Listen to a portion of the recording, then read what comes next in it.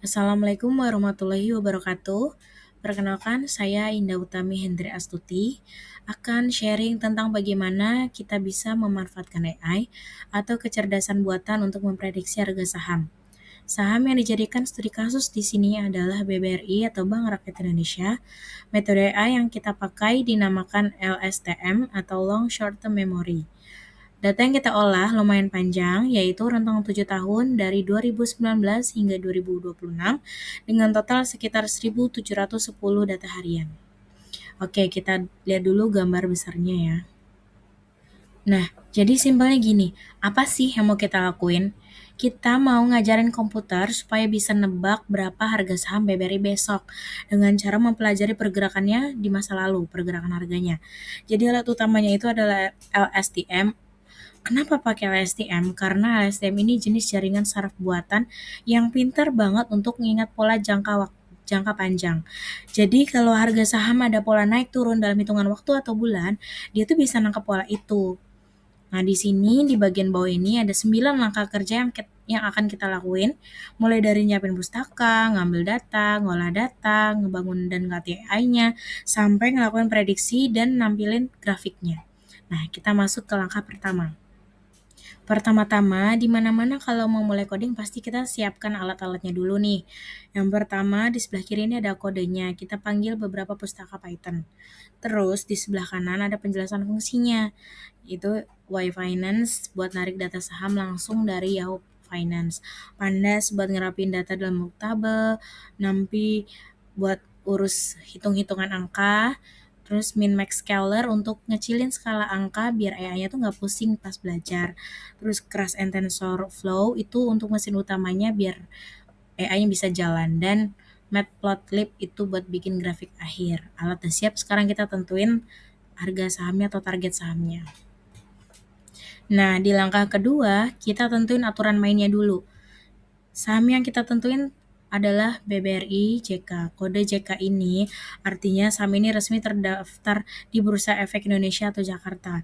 Tanggal yang kita ambil tuh di tanggal 20 Januari 2019 sampai 30 Januari 2026. Totalnya sekitar 1.710 hari perdagangan atau sekitar 7 tahun. Nah, kenapa 7 tahun? Karena kalau datanya sedikit, AI-nya kurang bahan belajar. Tapi kalau ketuaan, takutnya tren zaman dulu tuh nggak udah relevan lagi ya, udah nggak relevan sama kondisi pasar sekarang. Nah, sekarang kita masuk ke proses pengambilan data. Berkat pustaka Y Finance tadi, cukup satu baris perintah ini nih, komputer otomatis download data komplit dari internet. Datanya berupa tabel dari 5 kolom utama. Yang pertama ada open, ada harga buka atau high, harga tertinggi, low, harga terendah, close, harga tutup, dan volume atau jumlah transaksi. Dari semua kolom ini kita cuma butuh satu kolom aja, yaitu close, harga penutupan. Kenapa? Karena harga penutupan ini yang paling valid mewakili posisi harga saham pada hari itu. Oke, sekarang kita masuk ke tahap pengolahan data atau pra pemrosesan. Pertama, kita ambil harga penutupan itu tadi, lalu kita skalakan jadi angka antara 0 hingga 1. Kenapa harus diubah jadi 0 dan 1? Soalnya ya itu kan ngolah angka ribuan kayak 3.000, 5.000. Proses belajarnya jadi lambat dan agak berat, nggak stabil. Tapi kalau angkanya diubah menjadi 0,1 atau 0,5, belajarnya jauh lebih cepat dan stabil. Nah, rumusnya tuh simple banget kayak di layar ini ya. Misalkan harga termurah tuh 2.000, harga tertinggi 5.000. Maka harga 3.500 otomatis berubah menjadi harga 0,5. Nah, tenang aja. Pas tebakan AI-nya udah keluar, angkanya kita kembali lagi kok ke rupiah asli. Nah, langkah selanjutnya itu bikin format soal dan jawaban buat AI. Triknya gini nih, kita kasih AI data harga 60 hari ke belakang. Terus kita suruh dia nebak, kira-kira hari ke-61 tuh harganya berapa. Nah, gambar ini nih, soal 1. Hari 1 hingga 60 jawabannya harga dari 61. Nah, soal kedua, harga hari 2 hingga 61, jawabannya pasti harga hari ke-62 kan, begitu seterusnya tuh. Kenapa 60 hari? Karena 60 hari itu di perdagangan setara dengan 3 bulan. Jadi AI belajar ngelihat tren 3 bulan terakhir nih buat naksir harga besok. Nah, dari metode ini kita dapat 1.649 pasang soal dan jawaban. Ibarat anak sekolah, AI juga harus belajar dulu kan baru ujian. Jadi dari 1.649 soal tadi kita potong jadi dua bagian. Nah, ini 80% data, 1.319 sampel kita pakai buat latihan. Di sini AI ngelihat soal sekalian kunci jawabannya biar dia ngerti polanya tuh. Terus di 20% data tadi, di 330 sampel, sisa paling akhir kita simpen tuh buat ujian. Di sini ya cuma dikasih soal tanpa kunci jawaban. Nanti kita lihat nih tebakannya benar atau enggak. Nah, catatan penting ini, data nggak boleh diacak. Harus urut waktu dari tahun tua ke tahun muda. Kalau diacak, AI-nya bisa dibilang nyontek gitu deh di masa depan. Istilahnya data leakage gitu. Nah, sekarang kita bikin arsitektur model LSTM. Kita masuk ke tahap ngerakit otak AI-nya. Kodenya ada di sebelah kiri dan struktur lapisannya di sebelah kanan. Ini kita susun berurutan ya. Pertama, input layer. Nerima data 60 hari. Kedua, ada 3 lapisan LSTM, masing-masing isinya 50 neuron. Kenapa 30 lapis? Biar AI-nya bisa nangkep pola yang lebih kompleks. Dan ketiga, 3 lapisan dropout buat ngecegah hafalan mati. Nanti bisa dijelasin ya di slide selanjutnya. Dan yang terakhir adalah dense layer. Lapisan paling ujung yang ngeluarin satu angka tebakan harga. Nah, kalau di total di sini ada 5.851 parameter atau tombol penyesuaian yang bakal disetel sama ya pas nanti dia belajar.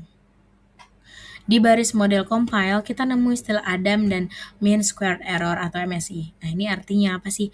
Adam itu istilah sampelnya untuk cara AI memperbaiki diri tiap kali tebakannya salah.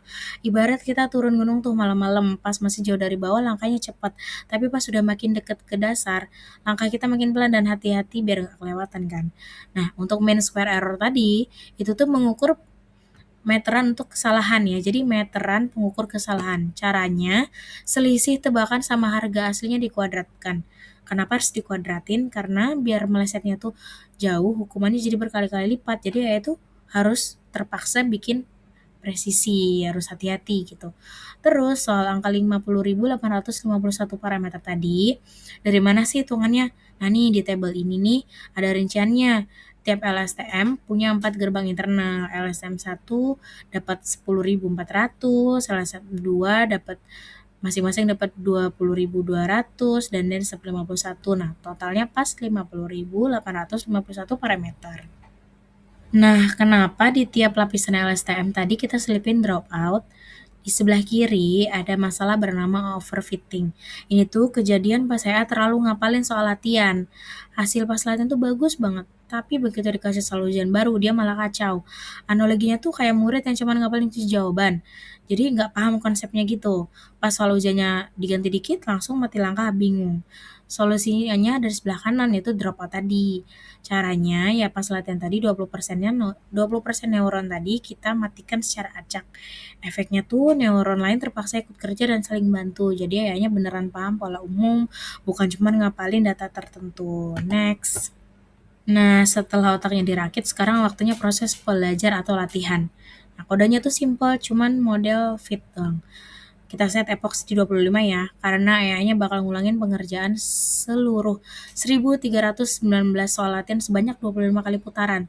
Dan batches-nya 64, artinya dia ngerjain soal 64 sekaligus baru ngelakuin koreksi. Nah, analoginya tuh kayak kita belajar buku soal. Kita ngerjain dari depan sampai belakang itu satu epoch, jadi satu kali repetisi.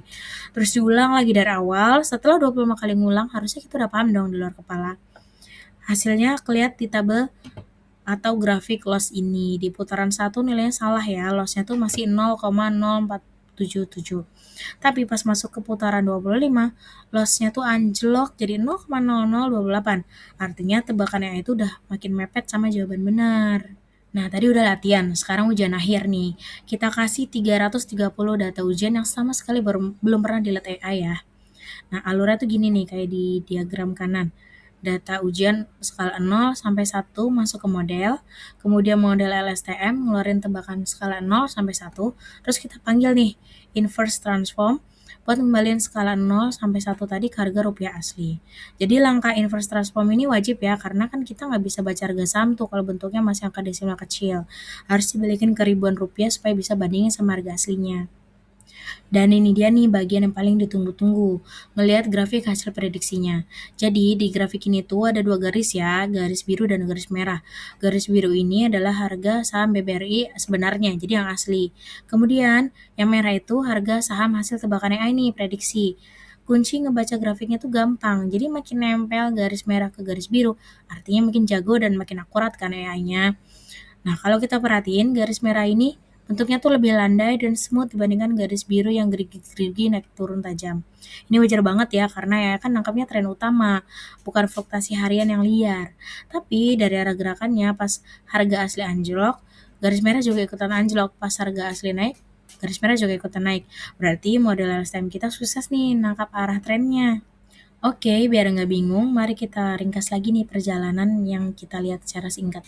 Pertama, impor pustaka, siapin alat kerja. Kemudian tentukan saham, pilih target BBRI JK periode 7 tahun. Ambil data, download data dari Yahoo Finance, terus kita masuk ke pra-pemrosesan data, skalakan data dari 0 hingga 1 dan bikin format time step-nya 60 hari. Kemudian bagi data, split dari 80, latih dan 20% ujian tanpa acak. Kemudian bangun model, susun 3 layar LSM tadi dan drop out. 7. Latih model, jalankan latihan 25 epoch. Kemudian prediksi, tebak data uji dan kembalikan ke rupiah. Dan terakhir visualisasi atau kita buat plot grafik perbandingannya biru versus merah. Nah, sebelum saya akhiri, ini ada disclaimer penting nih yang perlu diingat bareng-bareng. Model AI ini buat bahan pembelajaran akademis ya, bukan rekomendasi langsung buat beli atau jual saham di pasar real. Soalnya harga saham di dunia nyata tuh kan dipengaruhi oleh banyak hal ya, yang nggak ada di dalam data historis, contohnya isu ekonomi global, kebijakan pemerintah, laporan keuangan terbaru, sama rumor pasar. Tapi di proyek ini kita dapat gambaran jelas gimana deep learning dengan LSTM dapat dipakai untuk mengolah data secara berurutan atau time series secara efektif. Sekian penjelasan dari saya, terima kasih atas perhatiannya, mohon maaf ada kesalahan. Wassalamualaikum warahmatullahi wabarakatuh.